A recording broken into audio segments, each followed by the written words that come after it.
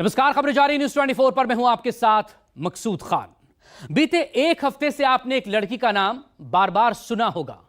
वो नाम है सिया गोयल। एक ऐसी लड़की जिसने अपने कथित प्रेमी के लिए अपने ही मंगेतर को मार डाला। मर्डर भी कुछ इस अंदाज में किया कि दुनिया उसे हादसा मान लेती, मगर एक भूल ने इस पूरी साजिश को बेनकाब कर दिया। अब इसी केस को लेकर एक बड़ा खुलासा हुआ है। कत्ल के लिए कोड वर्ड तय किया गया था। कत्ल की साजिश पर किसी को शक न होने पाए, इसके लिए सिया के कथित प्रेमी चेतन चौधरी ने तकरीबन 90 किलोमीटर का सफर स्कूटर से तय किया। पहचान छिपाने के लिए वो बहरूपिया तक बना। आखिर और क्या कुछ खुलासा हुआ इस केस में, यह स्पेशल रिपोर्ट देखिए केतन का कत्ल, सिया का रेड सिग्नल।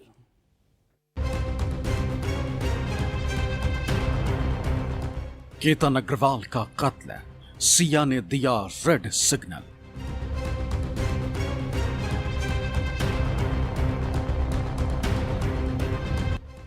धक्का देकर मंगेतर का मर्डर, आशिक बना बहरूपिया।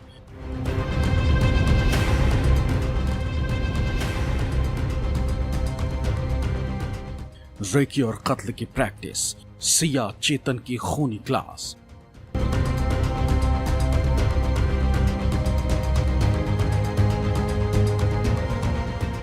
एक इशारा हुआ और केतन अग्रवाल को लोहगढ़ किले से नीचे गिरा दिया गया। केतन अपने खिलाफ हुई साजिश को भांप तक नहीं सका। इसका खुलासा अब तक की पुलिस जांच में हुआ है। जी हां, पुलिस जांच जैसे जैसे आगे बढ़ रही है, वैसे वैसे कथित साजिश की तस्वीर भी साफ होती जा रही है। इस केस में नया खुलासा यह कि केतन के कत्ल के लिए सिया और चेतन ने एक कोडवर्ड तय किया था, जिसमें सिया की तरफ से एक सिग्नल दिया जाना था, जिसके बाद चेतन केतन को किले से नीचे धक्का देता। पुलिस सूत्रों के मुताबिक दोनों के बीच पहले से ही एक सीक्रेट इशारा तय था। जैसे ही सिया पानी पीने या जूते के फीते बांधने के बहाने नीचे बैठती, वही चेतन के लिए आखिरी संकेत होता। पुलिस का दावा है कि इसके तुरंत बाद केतन को खाई की ओर धक्का दिया गया। रविवार को इन्हीं दावों की पुष्टि के लिए पुलिस सिया को लोहगढ़ किले पर लेकर पहुंची।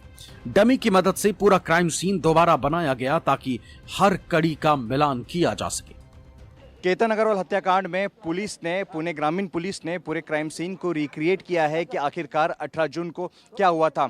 इस कड़ी में पुलिस ने दोनों आरोपी, इस मामले के जो दोनों आरोपी है सिया गोयल और चेतन चौधरी, उसे लेकर पुणे के लोहागढ़ पहुंची हुई थी और पूरे क्राइम सीन को यहां पर रिक्रिएट किया गया है। तस्वीरों में देख सकते हैं कि दोनों मुख्य आरोपी इस मामले के सिया गोयल और चेतन चौधरी, जिन्होंने 18 जून के दिन केतन अग्रवाल को 350 से 400 फुट की गहरी खाई में फेंक दिया था, उन्हें लेकर यहां पर पुलिस पहुंची हुई थी और करीब 2 घंटे तक ये पूरे क्राइम सीन का रिक्रिएशन किया गया है। इस दौरान पुलिस ने एक एक बारीकी पहलू को समझा हुआ है कि आखिरकार उस दिन क्या हुआ, किस तरीके से पूरे घटनाक्रम को इन दिनों ने अंजाम दिया।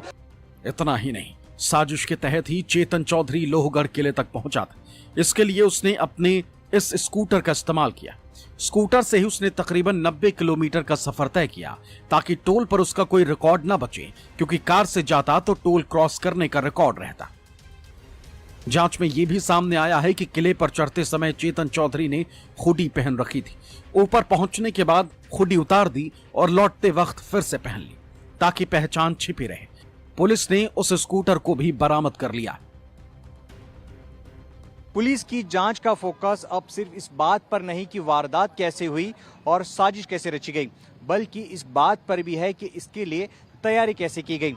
जांच एजेंसियों का दावा है कि टोल से बचने के लिए स्कूटर का इस्तेमाल किया गया, पहचान छुपाने के लिए हुडी का इस्तेमाल किया गया, यानी कि हर कदम सोच समझकर रखा गया था। जांच एजेंसियों का दावा है कि सिया गोयल और चेतन चौधरी पहले भी कई बार लोहगढ़ किले पर आए थे। मकसद सही जगह चुनना, रास्ता समझना और पूरी योजना को परखना था।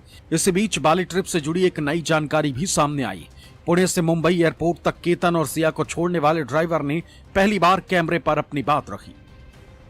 दादा, काय सांगाल, सियाला आणि या सगळ्यांना तुम्ही मुंबई एअरपोर्टला घेऊन जात होते, काय त्या नेमकं दरम्यान घडलं होतं, कुठून त्यांना पिकअप केलं, काय एकंदर त्या दिवशीची पूर्ण घटना होती जोपर्यंत तुम्ही एअरपोर्टला सोडलं होतं, काय सांग? मॅडम, मी त्यांना पिकअप केलं बिबेवाडीमधनं. मला बुकिंग भेटली होती निळकंठ ट्रॅव्हल्समधनं. मग त्यांनी पिकअप केल्यानंतर रिया गाडीत बसत नव्हती. त्याच्या भावानं सोहेलनं तिला दंडाला धरून गाडीमध्ये बसवलं. बसल्यानंतर मी लगेच टाकलो आणि मला रियाच्या आई वडिलांनी म्हणले की सावकाश जावा. मी नंतर सावकाश गाडी नेली. मग ते औंधवरनं येत होतो. मग औंधला त्यांनी गाडी थांबवली आणि ते सोहेल म्हणला की मला गाणे लावायचे, भया गाणे लावून द्या. मग मी गाणे लावून दिले त्यांना. ते पुढे येऊन बसला, मागे बसला होता. नंतर मी लोड्यात गेलो. लोड्यात गेल्यानंतर ते म्हणले की तुम्ही खाली थांबा. जांच के दौरान एक चौंकाने वाला खुलासा हुआ है। आरोप है कि सिया और चेतन चौधरी ने योजना बनाई थी कि केतन की मौत के बाद 3 साल तक शादी नहीं करेंगे ताकि किसी को उन पर शक ना हो। जब चेतन आर्थिक रूप से सक्षम हो जाएगा और मामले को लेकर लोगों का ध्यान भी कम हो जाएगा, तब दोनों शादी करेंगे। अब आपको यह समझना जरूरी है कि आखिर ये पूरा मामला है क्या। 18 जून को केतन अपनी मंगेतर सिया गोयल के साथ पुणे के ऐतिहासिक लोहगढ़ किले पर ट्रैकिंग के लिए गए। वहां से केतन के खाई में गिरकर मौत होने की खबर सामने आई। शुरुआत में सिया ने पुलिस को बताया कि केतन सेल्फी लेते समय अचानक फिसलकर खाई में गिर गया। केतन की बहन को इस मौत पर शक हुआ और उन्होंने पुलिस में शिकायत की, जिसके बाद पुलिस ने मामले की गहन जांच शुरू की। पुलिस जांच में सामने आया कि ये कोई हादसा नहीं था। सिया गोयल अपने मंगेतर केतन अग्रवाल से शादी नहीं करना चाहती थी और अपने बॉयफ्रेंड चेतन चौधरी के साथ रिश्ते में थी। बाद में पुलिस ने सिया गोयल और उसके कथित प्रेमी चेतन चौधरी को अरेस्ट किया। इस दौरान पुलिस ने केतन अग्रवाल हत्याकांड से जुड़े सबूत जुटाए। Ankush Jaiswal, Mumbai, news 24। Ketan Agarwal murder case में आज बड़ा घटनाक्रम सामने आया। मुख्य आरोपी सिया गोयल और उसके कथित प्रेमी चेतन चौधरी को लोनावला पुलिस ने वडगांव मावल कोर्ट में पेश किया, जहां सुनवाई के बाद कोर्ट ने दोनों को 3 जुलाई तक पुलिस हिरासत में भेज दिया। सुनवाई के दौरान पुलिस ने कई बड़े खुलासे किए और बताया कि जांच अभी अधूरी है और कई अहम सबूत बरामद किए जाने अभी बाकी हैं। पुलिस की दलीलों को मानते हुए कोर्ट ने दोनों आरोपियों को 5 दिन की पुलिस कस्टडी में भेज दिया।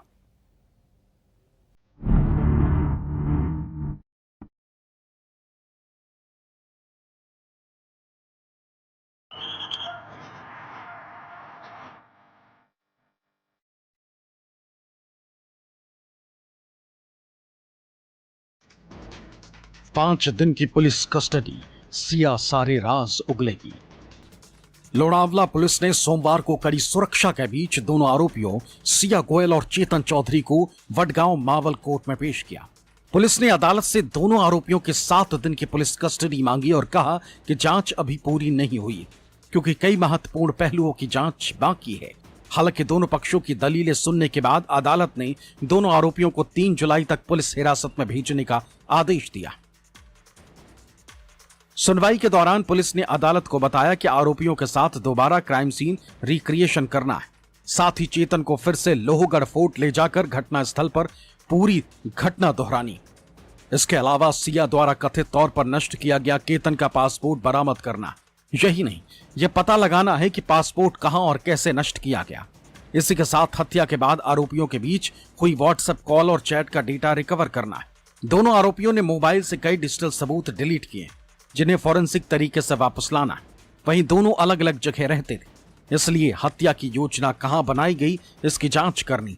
इसके अलावा पुलिस ने दलील दी कि क्या दोनों ने पहले से धक्का देने की प्रैक्टिस की थी, क्या दोनों ने पहले लोहगढ़ फोर्ट की रेकी की थी। इसी के साथ चेतन की हत्या वाले दिन पहनी हुई फुल पैंट अभी बरामद होना बाकी। पुलिस ने कहा कि चेतन का गेट एनालिसिस भी कराया जाना है। अब तक 13 आर्टिकल जब्त किए जा चुके हैं, लेकिन केस से जुड़े और सबूत जुटाने बाकी। पुलिस ने अदालत में यह भी कहा कि शुरुआती जांच से ऐसा प्रतीत होता है कि पासपोर्ट नष्ट करना भी हत्या के पहले से तय साजिश का हिस्सा था, ताकि केतन विदेश न जा सके। इस तरह पुलिस ने इसे मिलाकर 18 ग्राउंड दिए। कोर्ट में देखा गया कि काफ़ी लंबी बहस चली, काफ़ी दोनों पक्षों से दलीलें काफ़ी रखी गई। आखिरकार सरकारी पक्ष की तरफ से क्या कुछ कहा गया, उनकी रिमांड कितने दिन के लिए, 7 दिनों के लिए उन्होंने रिमांड की मांग की थी, तो इस 7 दिनों के रिमांड के लिए उन्हें ग्राउंड्स क्या दिए थे, कोर्ट को क्या बताए थे? उन्होंने कुल मिला के 18 ग्राउंड्स लाए थे। रिमांड एक्सटेंड करने के लिए। तो वो उसमें से बहुत सारे ग्राउंड्स तो पुलिस के पास पहले से थे, मौजूद थे। उनको 7 दिन जो कस्टडी मिली थी उसमें वो इन्वेस्टिगेट कर सकते थे वो ग्राउंड्स के ऊपर, ऐसे हमने भी दलील रखी। लेकिन केस का जो ग्रेविटी है, केस का जो सीरियसनेस है, वो कंसिडर करते हुए कोर्ट ने उनको पुलिस कस्टडी दी है। पुलिस इस केस में कोई कोताही नहीं बरतना चाहती। उसके पास आरोपियों के खिलाफ अभी से कई सबूत हैं, लिहाजा कस्टडी के दौरान पुलिस सबूतों का पुलिंदा तैयार करना चाहती ताकि आरोपियों को कड़ी से कड़ी सजा दिलाई जा सके। वहीं दूसरी तरफ बचाव पक्ष ने अदालत में पुलिस की मांग का विरोध किया। बचाव पक्ष ने दलील दी। एफआईआर में सिर्फ इतना उल्लेख है कि घटना के समय दोनों आरोपी मौके पर मौजूद थे और दोनों एक दूसरे के संपर्क में थे। सिर्फ इस आधार पर गिरफ्तारी उचित नहीं मानी जा सकती। बचाव पक्ष ने यह भी कहा कि जो भी बरामदगी करनी थी वो शुरुआती 7 दिन की पुलिस हिरासत में की जा सकती थी, इसलिए अब पुलिस हिरासत की कोई आवश्यकता नहीं दी गई सरकारी पक्ष के द्वारा। और आपने क्या दलील रखी है? जी, आज का मुद्दा कोर्ट के सामने केवल इतना था कि कस्टडी बढ़ाई जाए या नहीं बढ़ाई जाए। इन्वेस्टिगेशन पर या मेरिट पर इस वक्त में कोई बहस करना भी सही नहीं होगा। 7 दिन की एडिशनल कस्टडी मांग की गई थी इन्वेस्टिगेटिंग ऑफिसर के द्वारा। उसमें हमने दलील ये पेश की कि चेतन के लिए स्पेसिफिक जो कारण दिए गए थे वो पर्याप्त नहीं है। बाकी सारी चीजें थी कि पासपोर्ट का क्या किया गया वगैरह, वो सारी चीजें थी। लेकिन एज ऑफ नाउ चेतन के लिए 2 ही कारण दिए गए थे, एक कपड़ों की रिकवरी और दूसरा उसका गेट एनालिसिस। दोनों चीजें एमसीआर में भी की जा सकती हैं। वहीं आज की सुनवाई के दौरान कोर्ट में एक और दिलचस्प घटनाक्रम देखने को मिला।